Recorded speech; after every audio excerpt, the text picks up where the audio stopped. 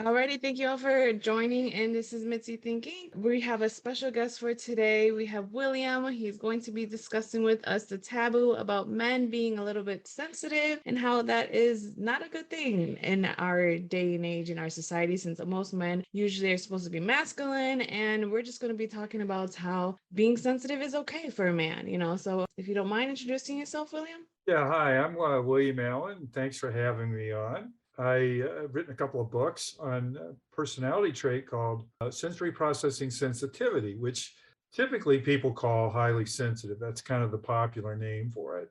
But I had started writing a blog back in 2016 about high sensitivity in men. I found out kind of later in life. I'm in my mid 60s now. I didn't find out till almost 50 that I had this personality trait. I didn't even know it existed. And Dr. Elaine Aron wrote a book in the mid 90s, and she talked about the trait. And when I first read it as a man, I did not want to identify with it. I thought, well, everything in the book sounds like me, but this word sensitive is not working for me. And I did not want to sort of adopt that as a personality characteristic. So it took me about 10 years of finally coming to terms with it. When I started working on the blog, I started to embrace the trait, and I did research on it and so forth. And that kind of led into me writing the book. So that's kind of where I came from. My background is I worked in corporate America for a large bank in the US. I was an information technology manager for many years, retired around 2010, and pivoted a little bit, trying to do some different things. I became what I call a hypno coach, and I was doing this business out of Bend, Oregon, and I did neurofeedback brain training. And interestingly enough, a lot of the people who came to see me for stuff were highly sensitive people and did not know it. And so it was really great helping them discover the trait.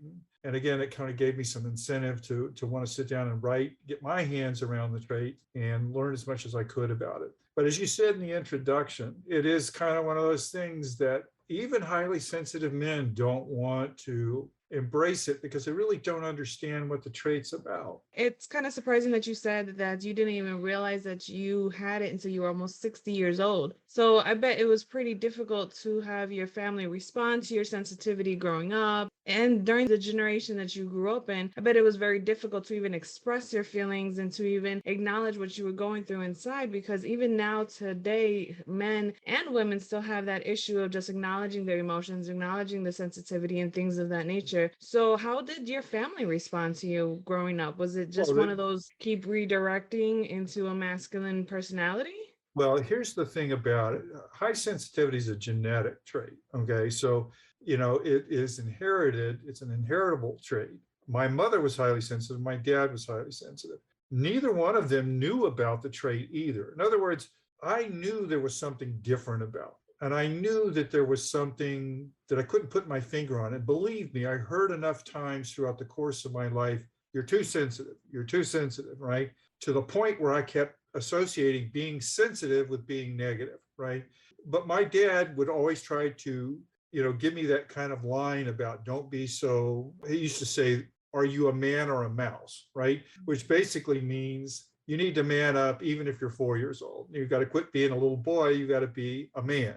That's what his generation learned. And my generation learned the same thing. So at that time, there wasn't a personality characteristic that had been defined. And that did not take place until much later in my life, that I even found out about it after the book had come out from Dr. Elaine Aron. So my family kind of understood, because it kind of was a family trait all over the family, this sensitivity. But as you were saying, because we were all socialized to think that men can't be sensitive, they can't be emotional, and they can't sure as heck be vulnerable, right? They can't ask for help. You got to know everything. So it was difficult for me growing up, which is one of the reasons the first book I wrote about my sort of personal experiences and the things that I went through and so forth came about as a result of me reflecting back on my life having done. And even after I discovered it, Mitzi, I was 10 years before I would put my hand around it and say, okay, I'm a sensitive man and I'm okay with it. Yeah, I could imagine that it must have been really hard to even acknowledge and accept within yourself, because now you have to basically disregard everything that you grew up learning and disregard everything that your family and everybody else has taught you about being a man,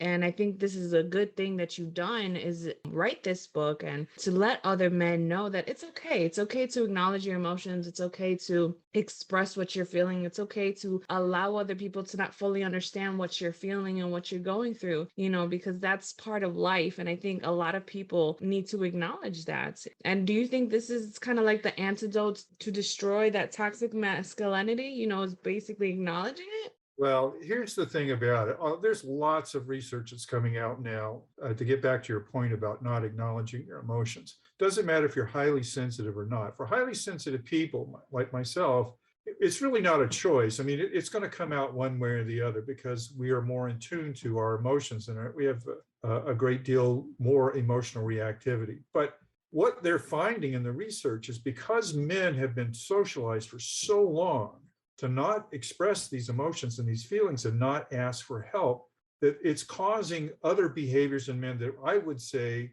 kind of create this mood or mode of toxic masculinity. It can create aggression in men. If they can't express these things, they get aggressive.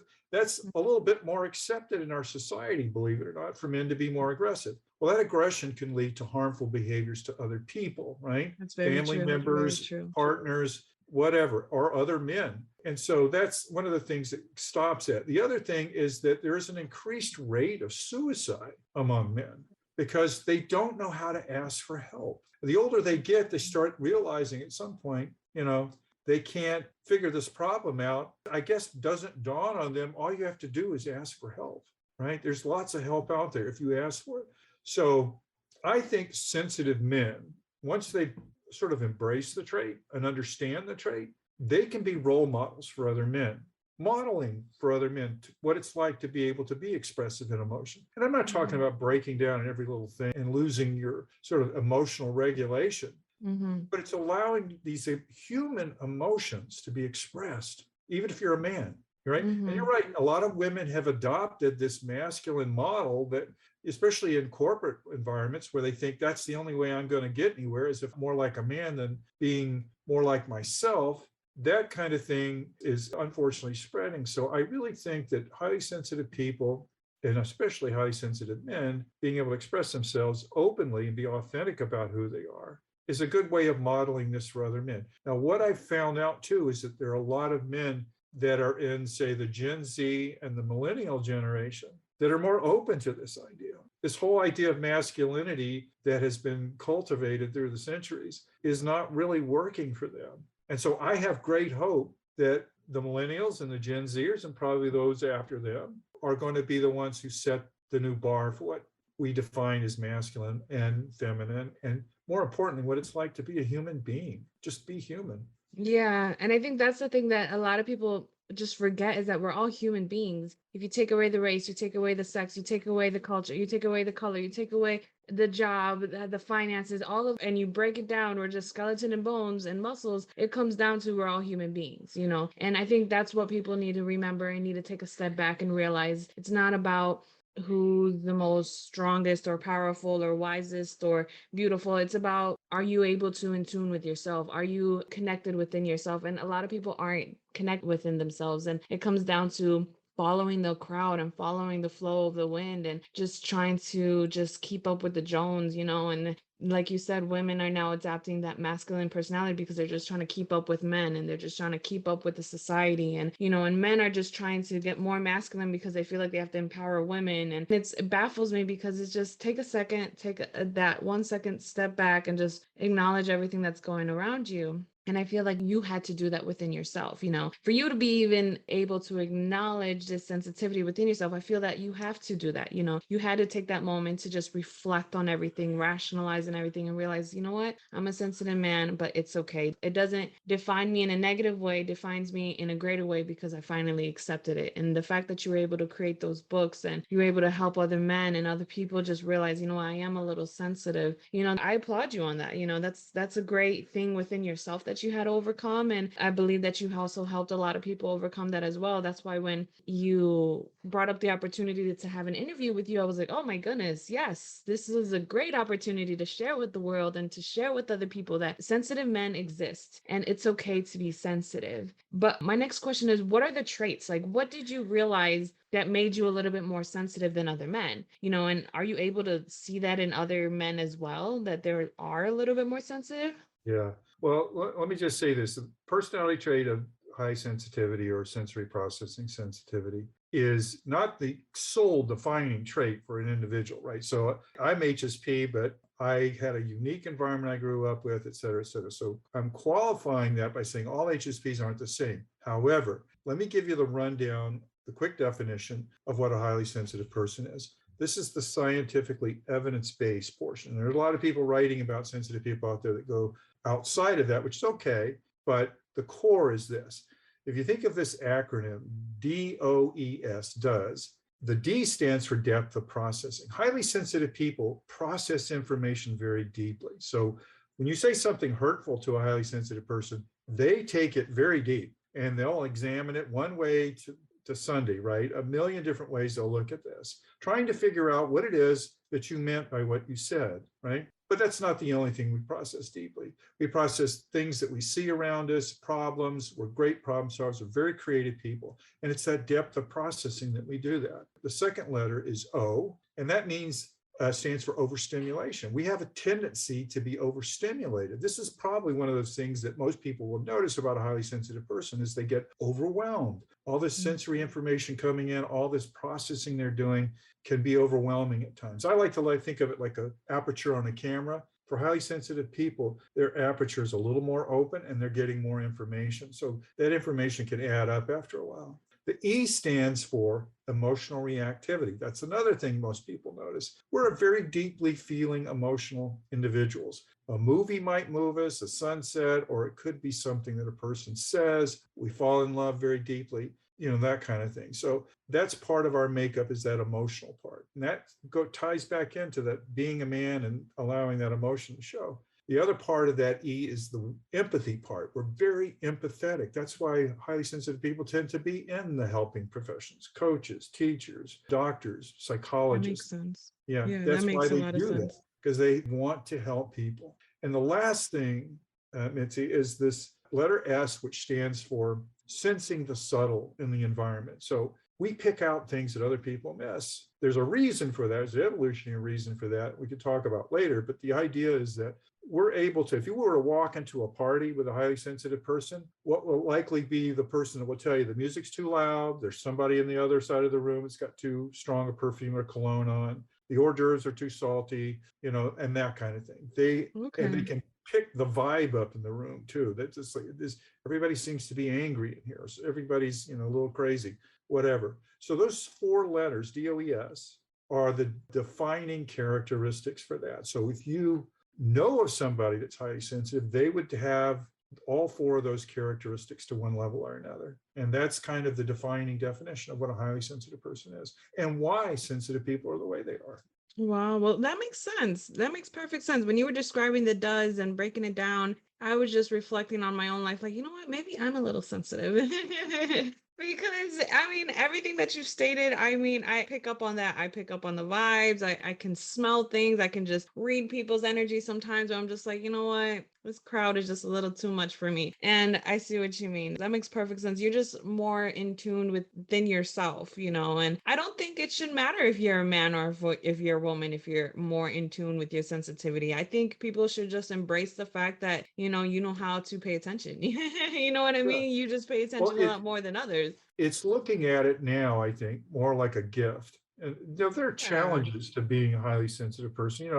All those things add up to sometimes this overwhelm and overstimulation, which means that you've got to learn how to deal with that. But there are ways and things that you can do, whether it's breathing or meditation or doing some kind of listening to an app on your phone like Calm, which is a good app for listening to sounds to help calm your mind down. Those are all things that you can do. Getting out in nature, taking a walk, that will help deter some of this overwhelm that you get from just the fact that you're more alert, you're more open to things. And I think the idea is to start seeing it as a gift, because it really is. And if you can start channeling that energy instead of being so wary of it, so negative about it, you realize that it is a gift and it can be useful and helpful. And you can use your creativity in lots of ways to help other people. No, you're absolutely right. So I have a couple more questions. What is your opinion on toxic masculinity? I don't think I asked you that question, but if you don't mind, how do you feel about that as a man? Like I've asked certain men about it and they're just, it's just something that we have to deal with. It's just something that you just learn to just get over. But for you, how does that really make you feel? How has that made you feel since you were younger? You know what I mean? That masculinity push, Well, it's only been lately that they've attached this term to it, toxic masculinity. And for a lot of men, it's a turnoff because they don't want to know. They associate that all masculinity, all forms of masculinity are toxic. And because they're a man and because they're identifying as being masculine, that somehow they're toxic. That's not really my interpretation of what it is. Toxic masculinity can certainly be toxic for other people that are not men, women particularly, but it is not necessarily without having its detriments to men. As I stated earlier in the conversation, because men are locked into this masculine form that we've had for so long, where men are dominant, men have all the answers, men are logical, they're not emotional, they can't be intuitive, any of that kind of stuff. They're shutting off a whole part of their abilities as a human being. And part of that not looking for help, not being vulnerable, not allowing yourself to express emotion, which is a very fundamental human characteristic. Mm-hmm. They are harming themselves physically as well as emotionally and mentally. So the idea that toxic masculinity has created such a buzz lately because of what some men aggressively do and behaviors that are inappropriate by anybody's definition. Correct. That's part of that whole larger masculine model that we've been following for centuries, right? Mm-hmm. That's the part I think that needs to be redefined. And I think we need to separate men from this model of masculinity. I look at masculinity as like a coat you wear or a costume if you're an actor, right? You just put it on, you go outside, you're a masculine guy. But that can be redone, that can be redefined, that can be retailored, if you will, without throwing men out in the process. Men aren't the problem. It's this notion that we're walking around in these old masculine costumes that no longer fit our world, right? Yeah. This is not 1950 America. This is not 1850 America. We're almost at 2050, and this is a completely different world than I grew up with, and my parents grew up with, and so many other people I've grown up with. It's changing. And there's more of a push towards equality and recognizing people for who they are, right? Mm-hmm. I think that's part of this is going to be at some point, there's going to be a redefinition of what masculinity is. So I'm hopeful about that.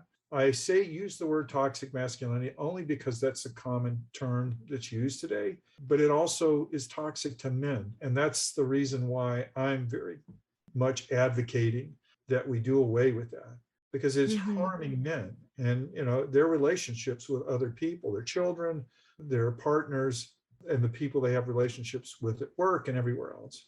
No, I agree. I think that pressure to be masculine and manly is very hard just because now that I have a son and I don't want to put those old school opinions about being a man and not being able to cry and not being able to express what they're feeling, that's something that me and my husband have a debate about all the time because it's like I don't want to put that pressure on him, and that's what it is. Men deal with a lot of pressure. They deal with the pressures of, like you said, of having all the answers and just not being able to cry and just knowing thing and how to fix something and being able to fix a car or fix a sink. You're just supposed to automatically be born with all of this type of contracting and all this random stuff, and it's not fair. It's not fair because certain men don't know how to fix something, and as soon as you don't know how to fix something or change a tire, you're considered no longer manly enough. You're not manly enough for me, and I don't think that's fair because if people are able to accept women as they are, then they should be able to accept men as they are, you know. And like you said, I wish that they do change the definition of masculine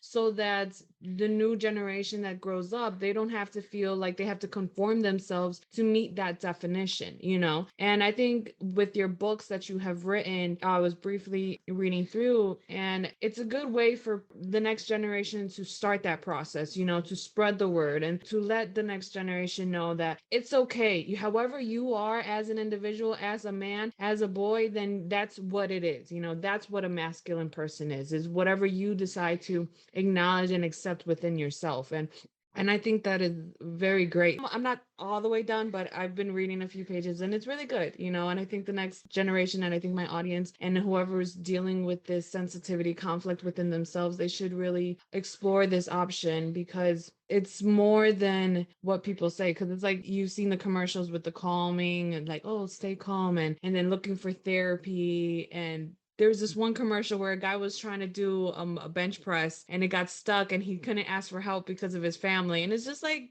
why are you willing to do that? You're willing to basically kill yourself, you know, to prove a point that nobody's willing to actually acknowledge, you know. And I think that's the reason why you were able to bring up previously how suicidal rates is very high because of this conception of the world is perceiving on men alone. And I do think that's a problem, you know. People need to step up and speak up and just let men know, because I have been seeing that there's been a higher rate on men now versus women. And I think a little bit of part of it is not feeling like you're good enough. You know, men feel that too, you know, and people need to stop thinking that it's just women that feel these type of emotions and go through these type of depressions, because it's not true. Men go through emotions too. Men feel sadness. Men feel incomplete. Men feel like incompetent sometimes, you know. And I think the fact that once we acknowledge this, that's our first step to leading into a newer type of perspective in our world, you know. So thank you. Yeah.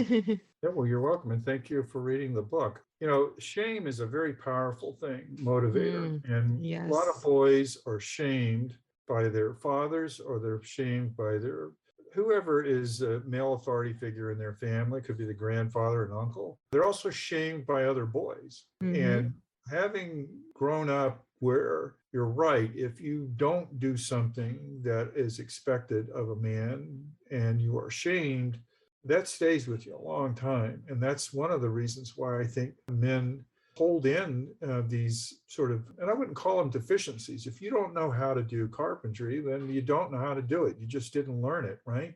That doesn't Yeah. make you less of a man. Or whether you can, you know, swap out a carburetor on a car or not. That's a learned skill. That's all it is. It doesn't. Men Mm-hmm. aren't born innately knowing how to do those things, right? Exactly. So you're speaking of your son there. My first grandson is going to be born in June out in Oregon, and I'm hoping, and I have two granddaughters too, I love very much. And the reason I'm doing what I'm doing is for all of them.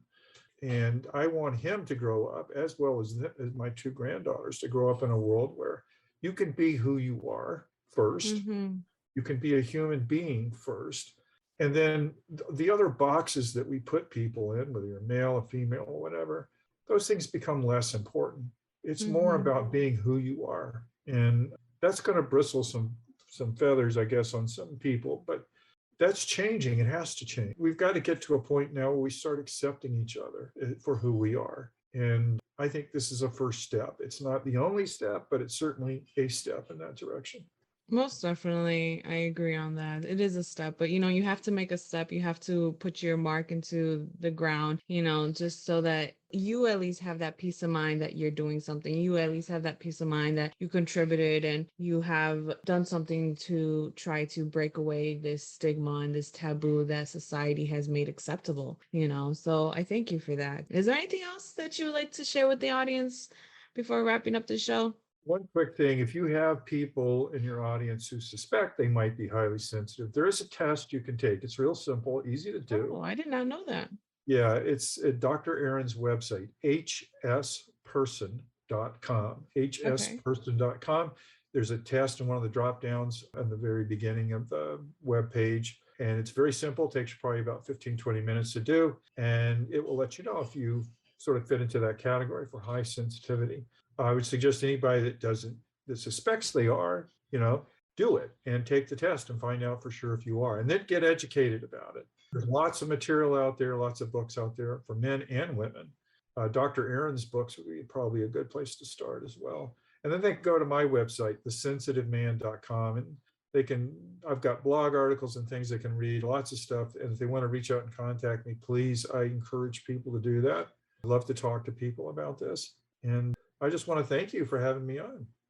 Well, not a problem. I just thank you as well for being on my show. I think this conversation was very enlightening, and I love to talk with individuals about these type of taboos and about these topics that are controversial, because I think they need to be heard, especially having someone who is actually experiencing them for themselves firsthand. I think it's a great opportunity to actually let people know that, I found somebody, there's actually people who are dealing with this. It's not just something I'm making up or I'm just Googling and then that's it. It's actually real people dealing with real situations that are happening in real life time, so I thank you. And I just want to thank all of my audiences for listening. I know that I have people all over the United States, Europe, and even in the Middle East that have listened to my show. And I hope this one comes out specifically, and that people are able to really get encouraged, because society outside of the United States are still living in older ways and old perspectives. And I think as soon as people from outside of the United States starts hearing this type of topics, then they'll start realizing, like, you know what? I don't have to follow these old traditions. I don't have to follow my great, great, great, great grandfather's mean ways. Like, I don't have to be like him. I could be me, and certain things are very generational. And I think just being able to express this in our now, in our today, then we are able to break those curses and break those generational habits that are just eating everybody alive, So I thank you for that. And that is our show.